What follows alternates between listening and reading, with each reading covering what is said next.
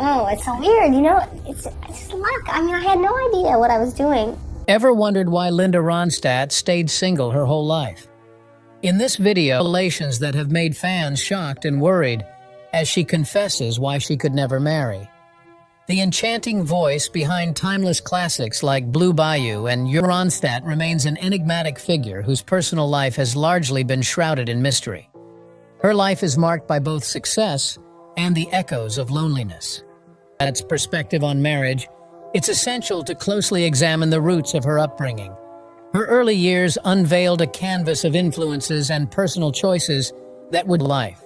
Ronstadt was born in 1946, and her childhood was a harmonious blend of diverse influences.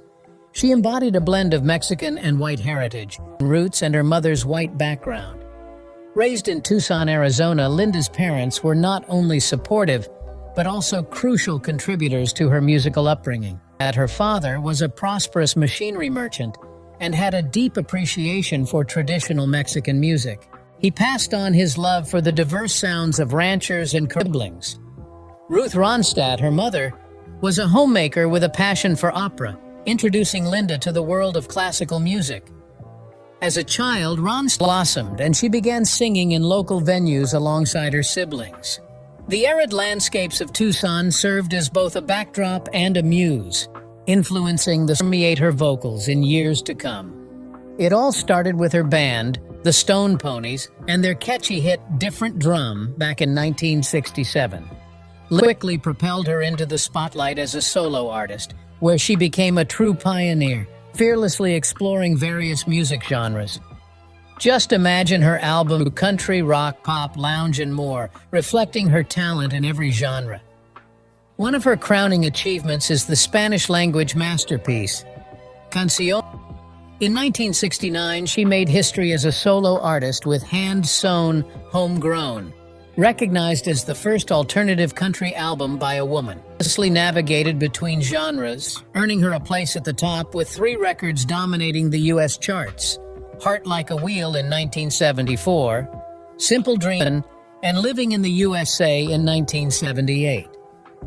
She not only conquered stages, but also broke barriers in stadiums and pavilions, spaces tipped. It's no wonder they hailed her as the Queen of Rock and the First Lady of Rock. Linda Ronstadt sure knew how to break barriers and make the music world her own. Linda was a star in the music world back in the 1970s and 80s. She was a woman making her mark in a rock scene dominated by men.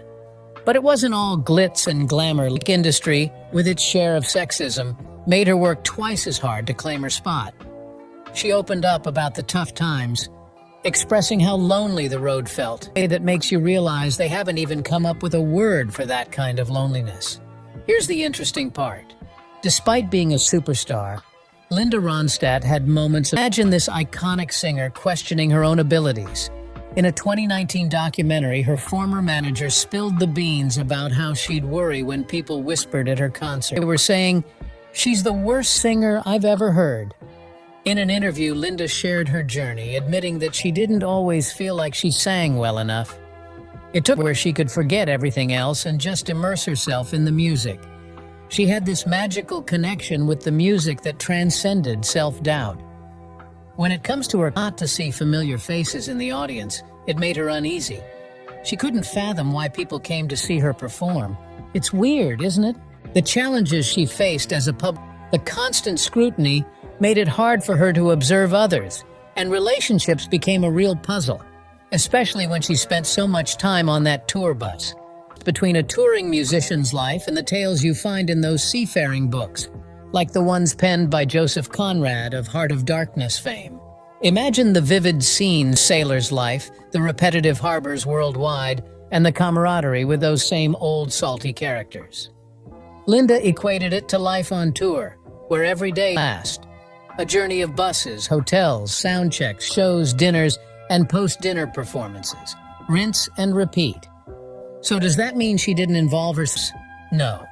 In fact, when Linda was ascending the musical ladder, she found herself entangled in many high-profile romances. Now, despite dating various influential in politics, she never chose to marry anyone. Rumors circulated about her love life, attributing her single status to her sexual orientation. People due to fear of rejection. But when she finally spoke up in an interview, she shared a completely different perspective. In fact, at one point in her life, expressed her genuine desire to find love and marry the right person. She emphasized that it wasn't about societal expectations. It was about finding someone who made her heart was the definition of the right person for her. Well, she also revealed her criteria for the ideal partner. Loyalty, personality, and a caring nature were none. Plus, she revealed that a good sense of humor was a key ingredient for attraction. Someone who could make her laugh had an immediate advantage. Additionally, a shared love for music were qualities that would make her consider a relationship. But despite dating men who shared her passion for music, none of them became her life partner.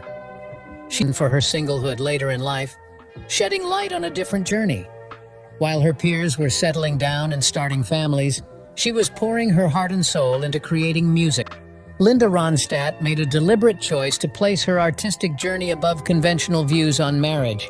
She expressed her perspective with a laugh, sharing, "Mary, I was a serial monogamist." Her laughter hinted at the carefree spirit that guided her decisions. Her career held a special place in her heart, and she didn't want to divert her focus. But was it the only reason? No, definitely not. But before we delve into the other more serious reasons behind her choice to remain unmarried, take a moment to explore the series of weird relationships that added depth to her journey. In 1970, Linda had a pretty serious relationship with Grammy winner John. They were more than just a couple. They lived together, and John even managed Linda's career. Their love story blossomed, and they remained committed to each other for several years. Would have it, things took a turn when they decided to share the same living space. Linda shared with Rolling Stone in 2019 that it all fell apart at that point, and who understood her ambitions and supported her choices. Despite the personal separation, they continued to collaborate professionally and maintained a deep talents. After parting ways with John, Linda found love again in 1972 with J.D. Souther. They moved in together and spent 2 wonderful years together. It's like Faithless Love, Simple Man, Simple Dream, and Prisoner in Disguise. Although their romantic journey came to an end in 1974, I can't quite remember why, they remained on good terms, cherishing the bond they built. Soon after her breakup with J.D. in 1974, Linda's heart found Defending Your Life actor Albert Brooks in the same year. Despite their differences, Linda not being into Albert's line of work and Albert not being a musician, there was a cute attraction. However, their love story concluded less than 2 years later in 1976. Now let's talk about the most famous relationship that she shared with Jerry Brown, and former governor of California. Their story began in 1971, and throughout the late 1970s, they enjoyed a lot of good times. 2013 memoir, Simple Dreams, Linda warmly describes the joy they experienced for several years. Now, Jerry Brown was smitten right from the start. Even though Linda found relief in the companionship with Jerry, she had a gut feeling that it wasn't a forever kind of thing. You see, dating a man in politics is a whole different game. The media think it wouldn't work out because a politician needs a constant presence at home, not a singer constantly on the move. In her own words, she never fooled herself into thinking aspect of their lives. She believed his world would be too confining for her and hers too wild for him. So they gracefully parted ways, choosing individual paths that themselves. They always stayed on excellent terms, even though Jerry's presence is barely acknowledged, and Linda doesn't dwell much on that chapter of her life. Linda found herself in the company of none other than Bill Murray. Yes, the Emmy Award winner and the Groundhog Day star were rumored to have shared some special moments in the early 90s. On the road in 1983, Linda's journey led her to Jim Carrey. The encounter took place at one of his performances in Los Angeles. Although she was originally to kick off her tour, fate had other plans, and Linda found a special connection with Jim. Their romance unfolded over a delightful 8-month period, but praised Linda, calling her an absolutely incredible human being. His admiration for her was evident when he expressed, "She is an incredible human being." Time with Jim, Linda became entwined with George Lucas. The two first crossed paths in 1983 after meeting backstage at one of Linda's concerts. Their journey to years filled with engagement at one point. However, despite their deep connection, they chose to keep many details of their relationship away from the public eye. As reported, they decided to part ways in 1988. After things didn't quite pan out with George, Linda decided to take another chance at love. In 1989.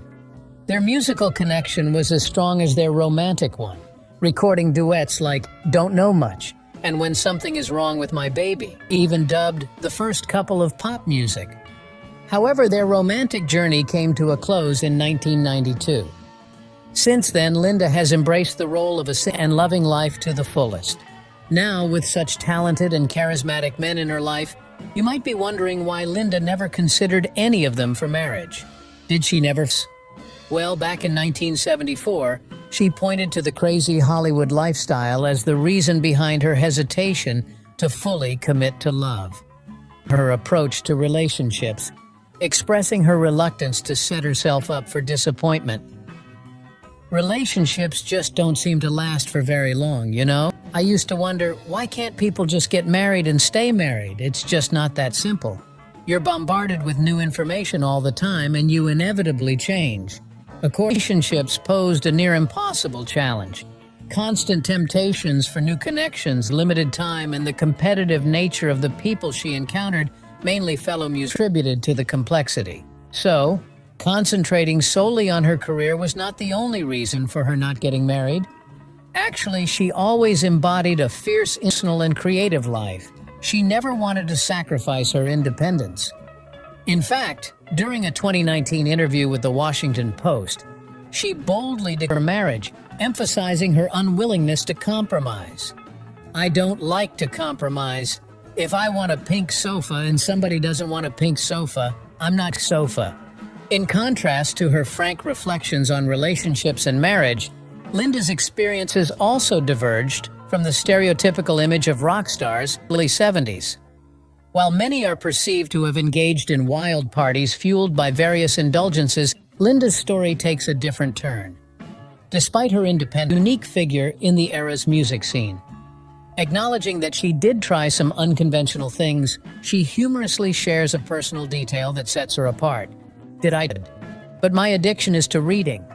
I was the girl back in the hotel room reading and knitting." Surprisingly, reading was a prevalent pastime among rockers, as Ronstadt sharing her experience at the National Book Festival in Washington, D.C., she mentioned, "A musician was the one who turned me on to Anna Karenina." According to her, piano playing a role akin to calming things down, unlike drummers who weren't as inclined. She humorously compared the dynamics, stating, "The lead guitar player was like, and the piano player was the catcher." And did you know about her adopted children? Well, this one is a lesser-known fact than her alleged affairs in addition to reading. Will I Be Loved singer uniquely embraced motherhood. Without traditional vows, she warmly welcomed her eldest daughter, Mary, into her heart in December. Later in 1994, she expanded her family by adopting her son, Carlos. Amidst sold-out tours, Linda seamlessly blended the roles of a devoted musician. Around the turn of the millennium, a challenge emerged for Linda, a struggle with the once mighty voice that enchanted audiences. By 2009, leading to her official retirement in 2011. It wasn't until 2013 that the world learned the truth. Linda Ronstadt had to step away from the stage, a revelation she candidly shared in an interview with the American Association of Retired Persons. As the years unfolded, Linda faced but a rare brain disorder known as supranuclear palsy, which unfortunately has no complete cure. In 2019, doctors advised her to take time at home. In an interview back in 2020, Linda Ronstadt opened up about the challenges she faced with the disorder that affected her voice. Her notes slipped away, making it tough to find that familiar tune. It was like her throat was playing a game of catch, causing a cramp that made her entire career. When asked how she feels about the fact that the disorder has robbed her of her singing voice and made her dependent on walking sticks, Linda's response was short, but powerful. She reflected on her incredible career, acknowledging the extended run she had in the spotlight. For Linda, the diagnosis reshaped the course of her life, steering it away from the gardening, knitting, and leisurely travels were replaced with a more restricted reality. Despite these challenges, Linda found solace in the art of writing.